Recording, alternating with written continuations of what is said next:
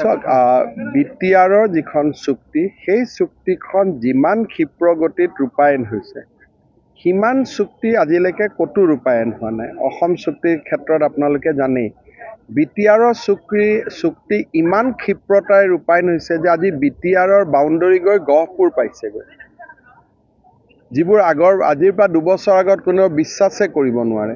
বিটিআৰৰ বাজেট এতিয়া বিটিআৰে সম্পূৰ্ণ বনায়, অসম চৰকাৰে একোৱে হস্তক্ষেপ নকৰে আৰু সাংবিধানিক এমেণ্ডমেণ্টৰো প্ৰক্ৰিয়া ফাইনেল পৰ্যায়ত আছে।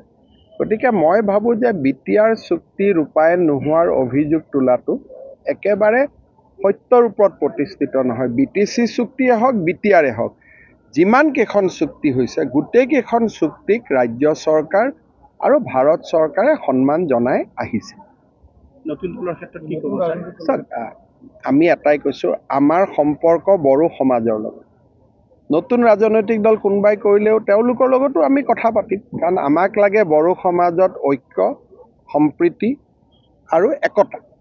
আৰু সেইকাৰণে বড়োৰ মাজত 2-3টা ৰাজনৈতিক দল হোৱাটো বিজেপিয়ে নিবিচাৰে। বিজেপিয়ে বিচাৰে যে বড়োৰ মাজত এটাই পলিটিকেল পাৰ্টি থাকক। আৰু সেইকাৰণে যেতিয়া মাজত BPF আৰু UPPLৰো এটা সমন্বয়ৰ কথা ওলাইছিল, আমিতো তাত সমৰ্থনে দি আহিছোঁ। গতিকে আমাৰ কথাটো হ'ল যে বড়ো জাতি একত্ৰিত হৈ থাকক, একেলগে থাকক। আৰু বিজেপিৰ সেইটোৱে ভাল, কাৰণ একত্ৰিত হৈ থাকিলে আমাৰো কথা পাতিব ভাল। 2-3টা গ্ৰুপ হ'লে আমাৰো কথা পাতিব দিগদাৰ। কিন্তু ব্যক্তিগতভাৱে মোৰ অঞ্জলি দৈমাৰীৰ লগতো ভাল, তাত কোনো অসুবিধা নাই। গতিকে ইয়াত বিজেপিৰ প্ৰতিক্ৰিয়া দিবলগীয়া একো নাই, মোৰতো সকলোৰে লগত ভাল। গতিকে সমস্যা আমাৰ বিজেপিৰ ক্ষেত্ৰত একো নাই।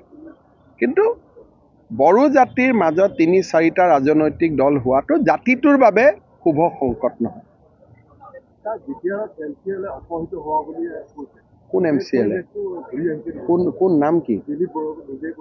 মই নাজানো কোন অপৰিচিত, মইতো শুনাও নাই কথাটো, আজিহে শুনিছোঁ। মই চাই ল'ম বাৰু, মই নাজানো কি অপৰিচিত হৈছে, মই শুনাও নাই। কিবা আছে যদি মই প্ৰমোদৰ লগত পাতি ল'ম, মোক কোনেও কোৱা নাই এতিয়ালৈকে। এইকেইদিন অৱশ্যে ময়ো অলপ বেলেগ কামত ব্যস্ত হৈ আছোঁ। হ'ব, সকলো ভালে থাকক।